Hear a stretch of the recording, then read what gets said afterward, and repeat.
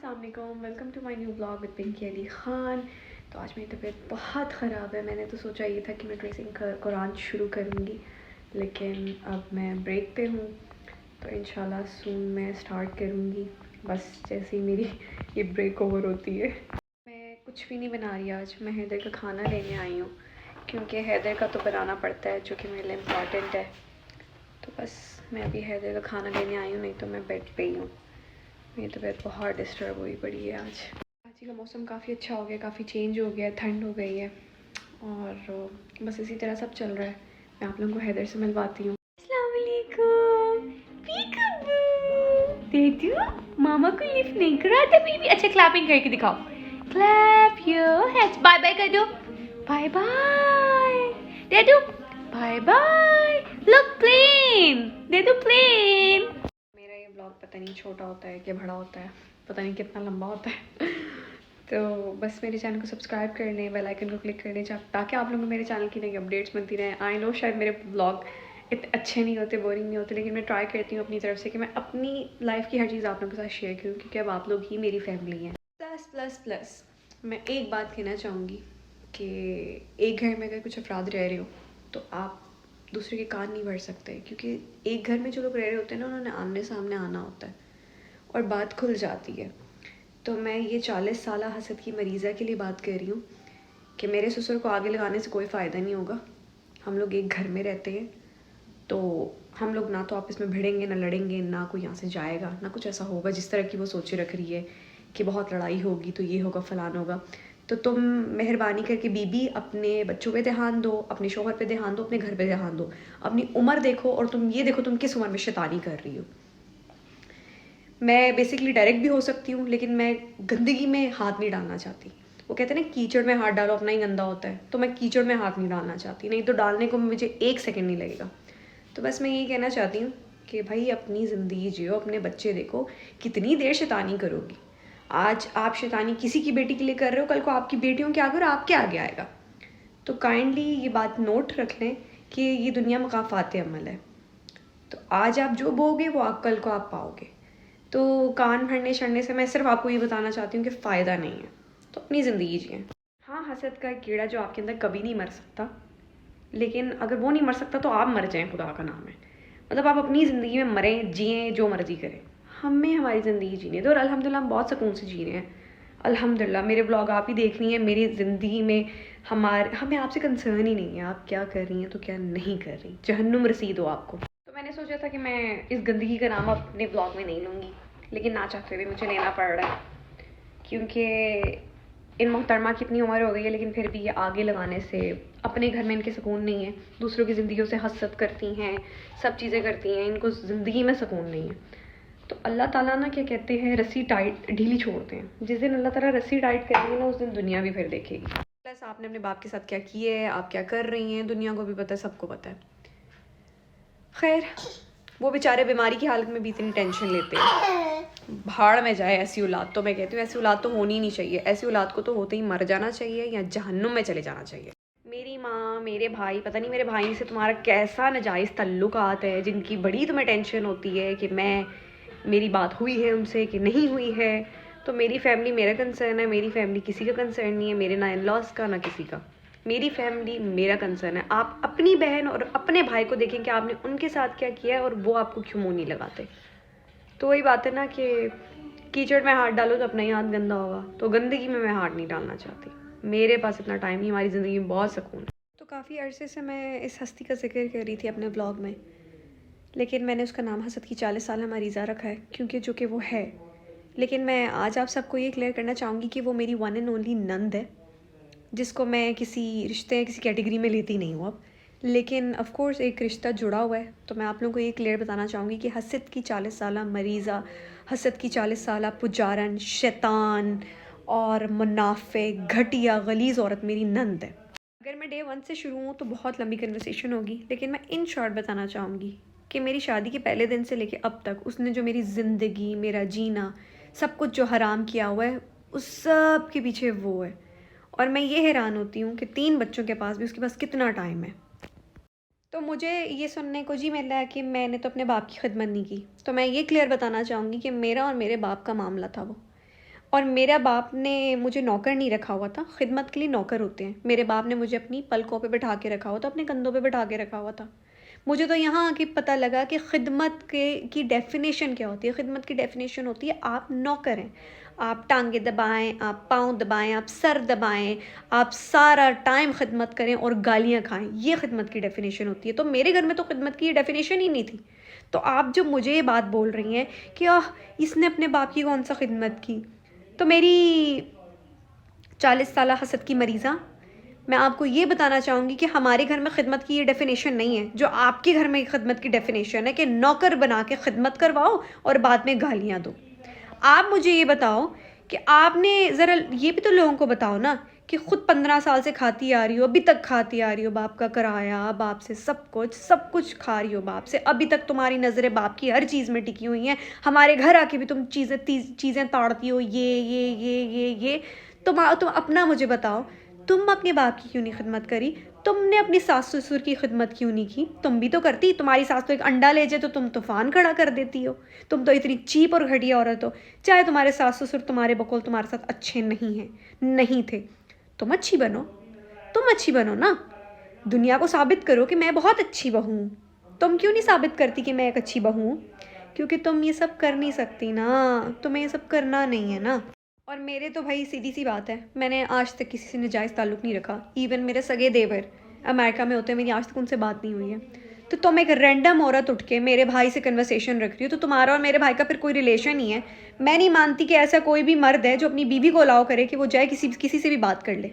लेकिन बहुत अच्छा रिवाज है भाई कि किसी से भी मुंह उठा के बात कर लो, किसी की दोस्त से बात कर लो, किसी के भाई से बात कर लो, और इस उम्र में वो भी। मुझे तो समझ नहीं आती कि किस तरह की साइंस है, लेकिन वो तुम्हारा ज़मीर, तुम्हारी घटिया हरकत, तुम जिस मर्ज़ी से बात करो, मुझे कोई ज़ीरो फ़र्क पड़ता। लास्ट ईयर की बात है, हमारी और बाबा की थोड़े टाइम के लिए कट ऑफ हो चुकी थी, वो भी इसी की वजह से, क्योंकि ये किसी तरह चाहती है कि हम बाबा को छोड़ दें, हम बाबा की सेहत का ख्याल ना रखें और बाबा जल्दी इस दुनिया से चले जाएं ताकि इसको इसका हिस्सा मिल जाए। तो मैं ये पॉइंट बताना चाहूँगी कि जिन 6 महीने में हमारी और बाबा की कट ऑफ थी, बाबा का तो पूरा किराया आज तक तुम ही खा रही हो। हमारे नसीब में तो 1 रुपया नहीं है, ना हमें चाहिए। अल्हम्दुलिल्लाह से मेरा मियाँ कमाते हैं, हम उसी को खाते हैं। वो कि जो कि तुम्हें रोना है कि अली अपनी बीवी बच्चों को क्यों पाल रहा है, उनको क्यों खिला रहा है, क्योंकि तुम्हारे और तुम्हारे बच्चों के मुँह में ठूसे। पॉइंट तो ये इसीलिए तो मैं तुम्हें बुरी लगती हूँ, नहीं तो मेरा और तुम्हारा तो कोई क्लैश ही नहीं है। तो इसने क्या किया, इसने अपने बाप को हॉस्पिटल डॉक्टर को 1000 रुपया फ़ीस दे के चेक करवाने की बजाय, इतना जिस बाप से खा रही हो तुम उनको चेक करवा दी थी, उनको ज़ाइनोसिन पे लगा दिया। वो ज़ाइनोसिन इतनी एक्सट्रीम बाबा की 6 महीने में चले गई कि उसने उनका अंदर सब कुछ ख़त्म कर दिया, सारी वेन्स डेड कर दी और यहाँ पे सिस्ट बना दी। अब सिस्ट की वजह से बाबा का फेस टेढ़ा होता जा रहा है। तो अब तुम बहुत सगी हो ना बाप की, तुम बाप की ट्रीटमेंट क्यों नहीं करवा रही? हम करवा रहे हैं ना, तुम आगे होके करवाओ। तुमने जिसने 6 महीने नहीं करवाई वो अब करवाएगी। अभी भी तुम्हें नज़र नहीं आ रही, अभी भी इसको अपने बाप की कंडीशन नहीं नज़र आ रही है, अभी भी अपने बाप को उन्हीं कामों में रख रही है कि ये आग लगा दूँ तो वो आग लगा दूँ, तो ये बोल दूँ तो वो बोल दूँ, किसी तरह मैं कुछ ना कुछ करती रहूँ। तो ये शैतानी तुम अल्लाह से भरोगी, अल्लाह ताला से हर चीज़ भुगतोगी।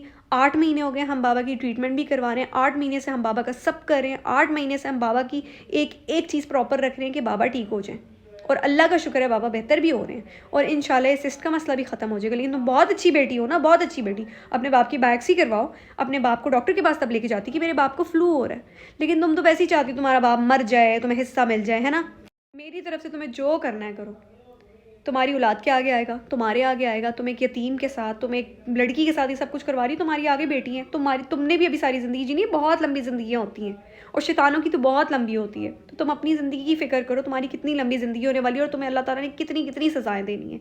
तुमने जो डे 1 से मेरे साथ किया, जो शादी के डे 1 से तुम मेरे साथ आज तक करवाती आ रही हो, मुझे तो अब ये चीज़ें फ़र्क नहीं, मुझे नहीं इन चीज़ों से फ़र्क पड़ता। लेकिन तुम देखना तुम्हारे साथ क्या होगा।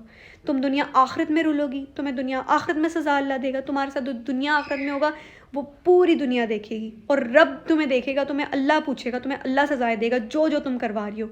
इंशाल्लाह वो रब की ज़ात बहुत बड़ी है। तुम्हें मेरे भाई से तल्लुक़ रखना नाजायज़ तुम रखो, तुम्हें अली के दोस्तों से करनी है कन्वर्सेशन तुम करो, भाड़ में जाओ, तुम्हें जहन्नुम रसीद हो। हमारी तरफ से तुम्हें जो करना है करो, लेकिन तुम्हारी जो साजिश है ना, ये फ़ेल हो जाती है जो तुम आगे हमारे घर में लगाती हो।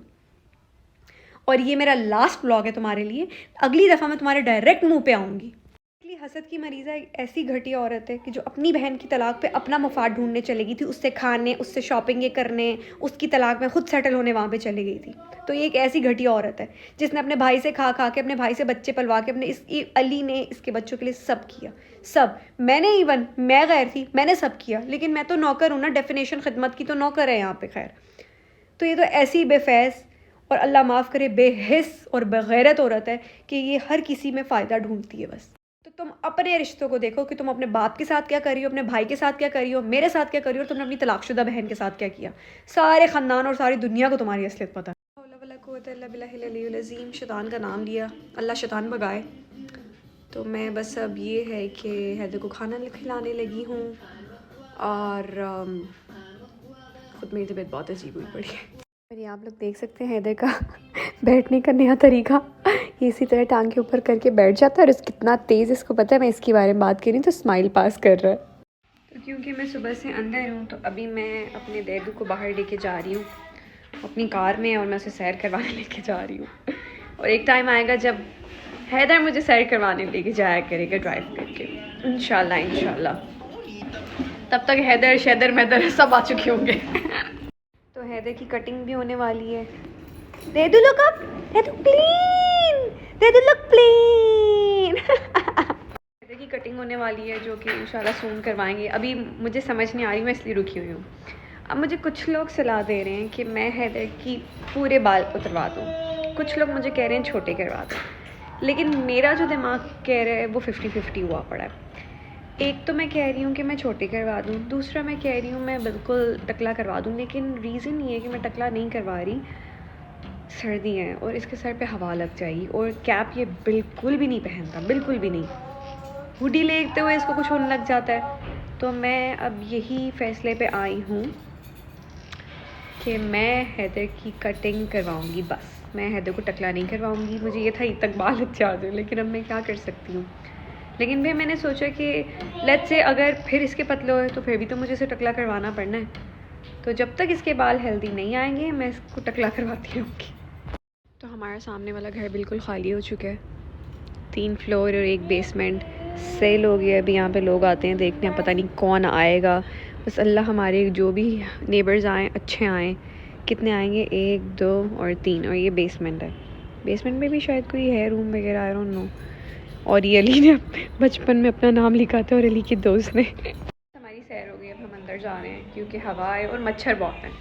मेरा इतना दिल चिढ़ता है ना मच्छर से। तो बस अभी हम अंदर जा रहे हैं दोबारा वापस। देदू आओ, लेट्स गो इनसाइड। देदू को बाहर ही रहना है, लेकिन बाहर बहुत मच्छर है और बहुत हवा है। बर्थडे ख़त्म हो गई थी लेकिन ड्राइंग रूम क्लीन नहीं हुआ था, तो मैं अभी आप लोगों को दिखाती हूँ। मेरा ड्राइंग रूम क्लीन हो गया है। तो ये देखें, सारा ड्राइंग रूम मेरा क्लीन हो गया। यहाँ पे हमने हैदर का केक स्मैश किया था, वॉल पे अभी भी टेप के निशान रह गए हैं। लेकिन ये सब क्लियर हो गया, सब माशाल्लाह।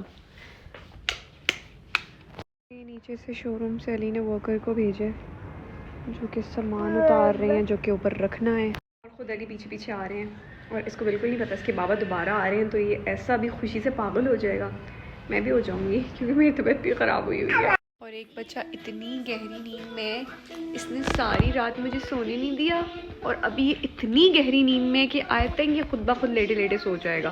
तो मेरी तबीयत ख़राब थी, ऊपर से इसने मुझे सारी रात नहीं सोने दिया। ये 3:30 बजे के करीब सोया रात में और 5:30 के करीब उठ के बैठ गया। फिर ये सुबह 8:30 बजे सोया। मैं 9 बजे के करीब सोई तो अली के उठने का टाइम था। अली ने बोला आप छोड़ दो, मैं देख लेता हूँ इसको। फिर ये 11 बजे मैंने इसको दूध पिलाया, फिर ये इसने हिलजुल की, और फिर उसके बाद ये एग्जैक्ट 1 बजे उठ के बैठ गया। और उसके बाद से ये सोया आई थिंक 5 या 6 बजे सोया, और ये 2 घंटे सोया। लाइक सारी रात तो ये सोया ही नहीं ना, तो मेरी नींद पूरी नहीं हो पाई। और अभी ये ऐसा सुन बैठा हुआ जैसे इससे भोला, और मैं क्या बताऊँ, मैं है तो मेरा भोला ही है, लेकिन ये ऐसा सुनो के बैठा हुआ जैसे कभी इसने नींद नहीं पूरी की। तो मैं इसके बगैर नहीं रह सकती, और ये अकेले लेटा हुआ था तो मेरे दिल को कुछ हो रहा था कि मेरी जान अकेले क्यों लेटी हुई है।